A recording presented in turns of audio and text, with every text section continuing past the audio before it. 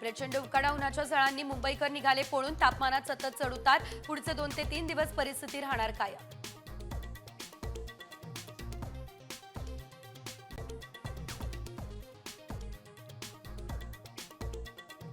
Mobile अतिप्रमाणात वापरलास तर दृष्टी धूसर होण्याचा धोका. 2050 पर्यंत जगात निम्म्या लोकसंख्येला चष्मा. जगातले 30% लोक सध्या दृष्टीदोषानं त्रस्त.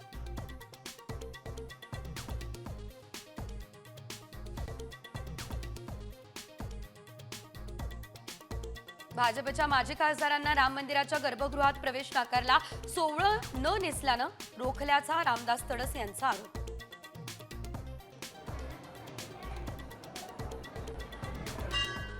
याचा पाठपुरावा आम्ही लातूर महानगरपालिकेचे आयुक्त बाबासाहेब मनोहरे यांना पुढील उपचारासाठी एअरलिफ्ट करून मुंबईमध्ये हलवणार. डोक्यात गोळी झाडून आत्महत्येचा प्रयत्न. कारण अस्पष्ट आहे.